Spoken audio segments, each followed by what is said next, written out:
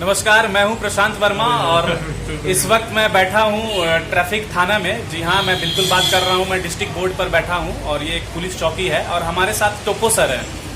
और सर के साथ हम लोग मिलकर आज बात करेंगे रोड की सुरक्षा पर, यातायात की सुरक्षा पर। और जो आज नवयुवक जितने भी टीन एजर्स हैं, जिस तरीके से वो गाड़ी का प्रयोग करते हैं, 2 पहिया वाहन, 4 पहिया वाहन, और कहीं ना कहीं उनके पीछे उनके पेरेंट्स भी जिम्मेवार होते हैं।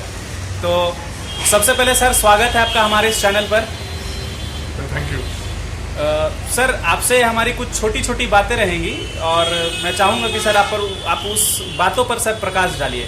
सर, सबसे पहला हमारा एक सवाल है कि रोड पर सर जब चेकिंग लगा होता है और चेकिंग की गाड़ी को सर टीनेजर्स देखकर घबरा जाते हैं, तो वैसी स्थिति में सर उनको क्या करना चाहिए? अपने साथ मिनिमम कौन कौन से पेपर रखने चाहिए ताकि वो किसी हादसा का शिकार ना हो सके, क्योंकि घबराहट में वो भागने का प्रयास करते हैं। क्या सर हम जो बोल रहे हैं सही है या गलत है सर?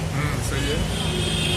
वो अगर वो बाइक पेपर लोडिंग ही आ रहा है, तो अगर वो नियम से नहीं आ रहा है, जैसे मान लीजिए कि हेलमेट नहीं पहना है, पेपर अवेलेबल नहीं होगा, उसके पास ड्राइविंग लाइसेंस नहीं होगा, है ना, बाइक का पेपर्स नहीं होगा, जैसे इंश्योरेंस हो गया, वो क्या टैक्स वगैरह क्या मेन तो है कि गाड़ी का मूल कागजात होना उसके पास बहुत जरूरी है। मूल कागजात मतलब सर ड्राइविंग लाइसेंस हो गया, इंश्योरेंस हो गया, 2 पेपर, पॉल्यूशन 3 पेपर, और एक बाइक का क्या बोला, आरसी रजिस्ट्रेशन। मतलब ये मूलतः अगर 4 कागजात आपके साथ हैं गाड़ी में, तो बिल्कुल आपको घबराने की फिलहाल तो जरूरत नहीं है, गाड़ी को भगाने की जरूरत नहीं है। पुलिस अगर आपको रोक रही है तो बिल्कुल आपको रुकना है, आप रुकिए, बात कीजिए।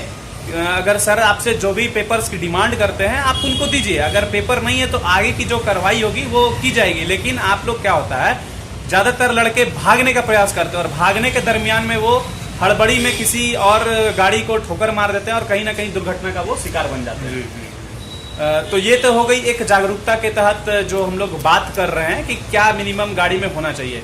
दूसरी बात यह है कि सर मैं आपसे एक जानकारी लेना चाहूँगा कि सर भारत में जो रोड एक्सीडेंट होते हैं और 90% रोड एक्सीडेंट में मौत जो है सर, वहाँ पर मौजूद लोगों की लापरवाही की वजह से हो जाती है, क्योंकि वो उचित समय पर, जिसको हम लोग गोल्डन आवर कहते हैं, accident golden time, golden hour मतलब जो दुर्घटना घटने से 1 घंटे या 2 घंटे के भीतर का समय, कि उस समय के भीतर में उसको नजदीकी अस्पताल में ले जाया जाए ताकि उसकी जान बचने की संभावना बनी रहे। तो सर लोग वहां पर घबरा जाते हैं इस बात को लेकर के पुलिसिया कार्रवाई में, और थाना पुलिस के एक तो सर ये वर्दी देख के लोगों की हवा टाइट हो जाती है और कहीं ना कहीं वो डर का शिकार बन जाता है। सर तो उस स्थिति में लोगों को क्या करना चाहिए सर, एक छोटा सा संदेश? नहीं, तो उस स्थिति में आदमी को उसकी मदद करना चाहिए। इस विषय में सरकार के द्वारा भी कुछ स्कीम निकाला गया है कि जो भी घायल व्यक्ति है, उस तरह से जो दुर्घटनाग्रस्त जो व्यक्ति है, उनको फिर उसको मदद के तौर पर उसको अस्पताल ले जाना चाहिए। और इसमें डीसी साहब से ही सहायता के लिए जी बिल्कुल। मैं बता देना चाहता हूं आप सभी दर्शकों को कि इसमें झारखंड सरकार की ओर से ऐसा एक नियम लाया गया है, और वो नियम क्या है वो भी मैं आप लोगों को बता देता हूं, क्योंकि मेरे ध्यान में अचानक से नहीं रहा। गुड सिमेरिटिन, जी हाँ, गुड सिमेरिटिन एक योजना है। और इस योजना के तहत क्या है ना कि अगर दुर्घटना के समय अगर कोई व्यक्ति एक अच्छे नागरिक होने के नाते अगर उस घायल व्यक्ति को हॉस्पिटल ले जाती है, तो बिल्कुल घबराने की जरूरत नहीं है, आपको पुलिस बिल्कुल परेशान भी नहीं करेगी, और क्योंकि प्रायोरिटी दी जाएगी और बाकायदा आपको झारखंड सरकार की ओर से एक अच्छे नागरिक होने की प्रशस्ति पत्र और बिल्कुल एक रिवार्ड्स, कुछ अमाउंट्स है, 5,000 रुपए का जो अमाउंट है, एक सम्मानजनक रिवार्ड्स, वो बिल्कुल आपको सरकार देगी। क्यों देगी? क्योंकि आपने एक अच्छा पहल किया है, इसलिए आपको देगी, और आपके इस कार्य से दूसरे लोग प्रेरित हो सके और वो भी घायल व्यक्ति को सही समय पर अस्पताल पर ला सके, ताकि किसी के घर का बेटा, किसी का पिता उचित समय पर इलाज हो जाए और जान माल की क्षति जो है सो बिल्कुल बच जाए। तो ये एक तरीके से सर की साथ हम लोग मिलकर एक जानकारी साझा कर रहे थे, तो अच्छा लगा सर के साथ मिलकर। सर ने भी काफ़ी सहयोग किया और काफ़ी महत्वपूर्ण जानकारी हम लोगों के साथ बांटी। तो हमारा ये प्रयास कैसा लगा बिल्कुल आप लोग कमेंट में बताएं, और बिल्कुल ट्रैफिक नियम का जो पालन है बिल्कुल करें। सर आप कुछ संदेश देना चाहेंगे सर व्यूअर्स को? व्यूअर्स को भी ये कहना चाहेंगे कि अगर बाइक चलाते हैं, अगर बाइक चलाने की उम्र नहीं है तो वो बाइक कृपया ना चलाएं, अन्यथा उनके विरुद्ध तो फाइन होगा ही होगा। गार्जियन के ऊपर में भी FIR होने की संभावना बढ़ जाती है, जिससे कि आम परिवार को तकलीफ या कठिनाइयों से दौर से गुजरना पड़ सकता है।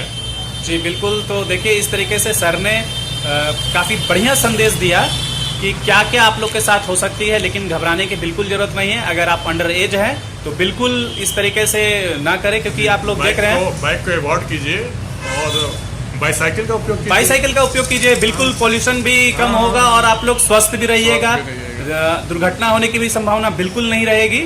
तो यही सब कुछ बातें थी। और मेरे समझ से टाउन एरिया में, लोकल टाउन एरिया में घूमने के लिए तो बाइक ही अच्छा, बाईसाइकिल ही बढ़िया रहेगा, ताकि भीड़ भाड़ से भी बचा जा सके। बिल्कुल बिल्कुल। और ट्रैफिक में भी आप लोग का भी सुविधा हो सके। बिल्कुल बिल्कुल बिल्कुल सर। तो काफ़ी अच्छा लगा और आप लोग जरूर बताइएगा कि आप लोग को हमारा ये प्रयास और सर के साथ हमारा ये खास बातचीत कैसा लगा। सर एक सवाल और है सर कि कुछ लड़के जो कुछ कभी कभी ट्रैफिक चेकिंग में बदतमीजी पर भी उतर आते हैं, तो सर वैसे लड़कों के लिए कुछ संदेश सर? देखिए, हम लोग कोशिश करते हैं कि वो सब बात से मान जाए। अगर वो बात से नहीं मानते हैं, फर्स्ट बार अगर पकड़ाता है वो, तो हम लोग उसको समझा के गार्जियन को बुला के बात को समझाने का प्रयास करते हैं। अगर वो दोबारा फिर अगर फिर से पकड़ा जाता है तो उसके ऊपर मजबूरन बस हम लोग को कानूनी कार्रवाई करनी पड़ जाती है। तो ये बहुत ही आज खास जानकारी हम लोगों के साथ सर ने साझा किया और महत्वपूर्ण विषय यही थी कि आप लोग के भी अगर नज़दीक में कोई सड़क में अगर कोई हादसा घट जाती है, घटना घट जाती है, तो बिल्कुल घबराने की ज़रूरत नहीं है। उचित समय पर उसे उचित अस्पताल पर आप लोग भर्ती कराइए, उसे प्राथमिक इलाज करवाइए, बिल्कुल आप लोगों को सुरक्षा प्रदान किया जाएगा। और इस तरीके से मतलब घबराने की कोई आवश्यकता नहीं है सर। घबराने की आवश्यकता। पुलिस कभी किसी को तंग नहीं करती है, परेशान नहीं करती है, और पुलिस और पब्लिक को एक दूसरे को सहयोग की काफ़ी जरूरत है। बिल्कुल। अगर ये तालमेल नहीं हो पाएगा तो फिर कम्युनिकेशन हम लोग का जो ये है वो नहीं हो पाएगा ना। जी बिल्कुल बिल्कुल। तो कहीं ना कहीं अगर हम लोगों का ये सार्थक प्रयास रहा तो मुझे पूरा उम्मीद है और पूरा विश्वास है कि सड़क हादसा में होने वाली मौत की दर कम हो सकती है। हमको लगता है कि इससे कम नहीं तो कुछ % तो कम हो जाए। बिल्कुल बिल्कुल, क्योंकि लोग डर जाते हैं, भयभीत हो जाते हैं।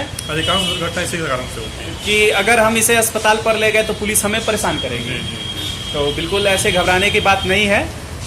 पुलिस कोशिश करती है कि इस तरीके से लोगों को, जो लोग उन्हें अस्पताल पर पहुंचा रहे हैं, उन्हें काफ़ी हद तक कोऑपरेट किया जाए।